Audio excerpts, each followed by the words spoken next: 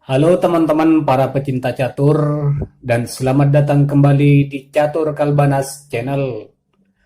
Kali ini kita akan membahas sebuah partai yang sangat agresif dan luar biasa yang dimainkan oleh Rudolf Spielmann melawan Safieli Tartakower yang bertempat di Manik pada tahun 1909. Jadi sudah lama sekali teman-teman. Sedikit ulasan tentang Spielmann. Ia adalah pecatur hebat dari Austria dan merupakan seorang penulis. Di antara karyanya yang terkenal ialah The Art of Sacrifice in Chess, sebuah buku tentang catur yang sering menjadi acuan para pecatur hebat di dunia. Oke, langsung saja teman-teman. Spielmann mengawali dengan pion ke E4, sebuah pembukaan yang bisa menciptakan banyak variasi dan mempermudah perkembangan perwira. Dibalas hitam pion C6, pertahanan Karoken, atau lebih dikenal dengan istilah Karoken Defense. Pion D4, putih berusaha menguasai petak pusat. Pion D5 menantang pertukaran pion, dibiarkan oleh putih dan memilih kuda C3 melindungi pion. Hitam makan pion, tentu dimakan kembali oleh kuda. Dilanjut kuda F6, lagi-lagi hitam menantang pertukaran perwira, namun kuda mundur ke G3. Pion E5 memberikan pion gratis. Di sini putih lebih memilih kuda F3 melindungi pion. Karena apabila pion makan pion, maka menteri kali menteri skak yang membuat putih tidak bisa lagi untuk melakukan rokade. Hitam makan pion, tentu dimakan kembali oleh kuda. Gajah C5 menambah serangan pada kuda. Dibalas gajah E3 melindungi kuda. Menteri B6, di sini menteri mengancam pion. Namun putih membalas dengan menteri ke E2.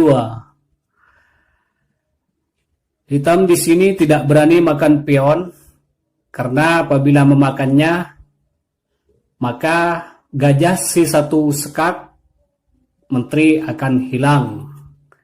Jadi hitam lebih memilih melakukan rokade.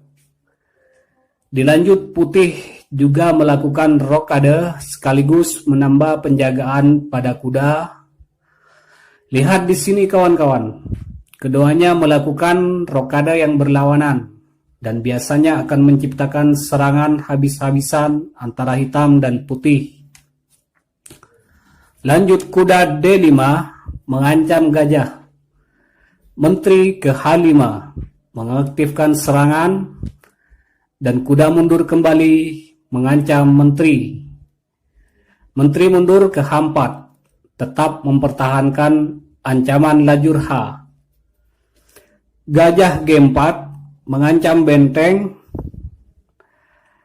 Di sini putih menghiraukan dengan melangkahkan gajah D3, membiarkan bentengnya dimakan sekaligus menghubungkan benteng satu sama lain. Lanjut hitam, gajah makan benteng dan dimakan kembali oleh benteng. Hitam mengembangkan kudanya ke E7 dan menambah perlindungan kuda F6. Putih kuda F5 sudah mulai melakukan inisiatifnya. Kuda E5 mengancam gajah D3. Namun putih membiarkannya dan memilih kuda kali G7, mengorbankan kudanya. Di sini Raja Hitam tidak berani makan kuda ya teman-teman. Coba apabila Raja makan kuda, maka gajah H6 skak. Raja harus mundur ke belakang. Dan kemanapun raja melangkah, baik itu G8 atau H8, akan menciptakan skakmat dalam 2 langkah. Oke, kita coba. Raja makan kuda, maka gajah H6 skak. Raja harus mundur ke G8, menteri G5 skak. Raja harus ke H8 dan menteri G7 skak mat. Dan apabila raja langsung ke H8, maka menteri kali kuda skak, raja harus ke G8 dan menteri skak mat di G7.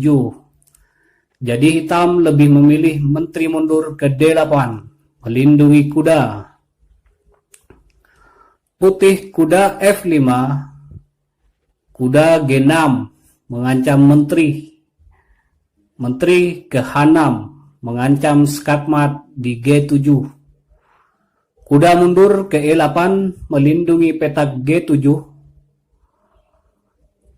Putih kuda F3, sebuah langkah cerdik dari Spielmann dan berencana menambah serangan dengan melangkah ke G5.